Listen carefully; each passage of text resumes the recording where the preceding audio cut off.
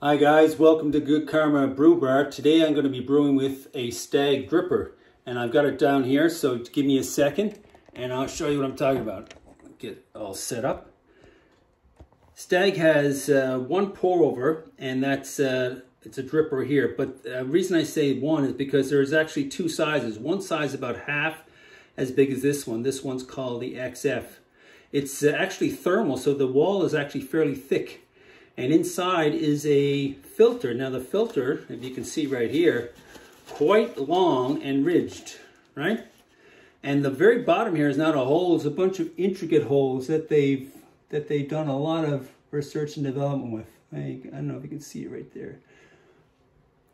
So, not only do I have a Stagg Dripper, I also have this beautiful Fellow server. Isn't it gorgeous with the smoky? So it's almost Fellow Day because I have my Fellow kettle too. So I've got my coffee in here. Oh, forgot to mention, I also have this lovely little metal little ring that comes with it that fits just inside here when you want to put your coffee in. Pretty convenient, eh? It also comes with this little canister that you can put your dripper in afterwards to take all the drips. The coffee I have now is I have 21 grams of coffee that's in here, and I shook it a little bit to level it out. So I'm going to pour in a little different, pretty straightforward. I'm going to pour in 3 times, about 63 grams, and then now that's going to be the bloom phase where the carbon dioxide is released. It's always released from fresh roasted coffee. And then I'm going to take my time and pour all the way up to 350 grams. Now, I want to mention again, you can do this without scales fairly easily, and especially with this dripper, you can actually do it fairly easy without a gooseneck kettle, simply because of the way it's arranged. So let me get started. I'm going to press the timer, and I'm going to pour away. 3 times the amount. So as you can see, very deep dripper. Going up here, up a little over, that's no big deal. It's too bad I can't show you there now. I don't know if you can see down into it, but it's starting to bubble a little bit because of the bloom. The carbon dioxide is being released. I had to keep a close eye on the time. Going up to about 30 seconds. And then I'm going to pour again, 25, 26, 27, 28, 29, 30. Now the big thing is, like all pour overs, you try not to pour too fast. You try not to pour too close to the edges. This is quite convenient. The larger one is a little more convenient than the shorter one, because you can just keep on pouring. Sometimes a shorter one you have to do multiple pours. Now I have done multiple pours in the past.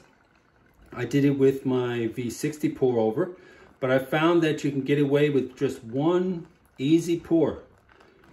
And that's all I'm doing. I'm just keeping one eye on where I'm pouring. It doesn't matter whether you go in circular patterns. I know some people say you have to have this pattern. I'm going just at the right height where it doesn't start to splatter. You want to disturb those grounds. And I'm keeping an eye on this as it goes up to 320, getting close. See, can't walk and chew gum at the same time.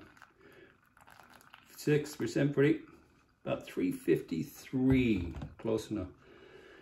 Now I've got to keep an eye on the time, because in about 5 or 10 seconds, or right about now, really it's going fairly fast. I gave it a little flick, a little spin, and that sort of drains down all the grounds off of the walls. This is quite fast compared to the V60. Now this is a flat bottom one. There's another flat bottom dripper I'm going to be working with later on, and there's other cone drippers. Look at that, around 204. That's pretty fast. So you can't see that there, but it flattens out. The key thing I want to look at, and the reason I gave that little spin, is because I wanted all the grounds just to settle flat at the bottom, which means I was able to get all the water through pretty well as much grounds as possible. So now all I need to do is take it out, pop it on my little tray right there, and then I have my gorgeous server. So that's the Fellow Dripper. Pretty fast. I actually have some of these in stock if any people locally are interested in them. I really love them for the convenience, and once again, you don't need to use a scale. They're a lot of fun. 2 minutes and you have your brew. How fast is that? So stay tuned for more pour over demos, but that's it for now, and I'll talk to you later.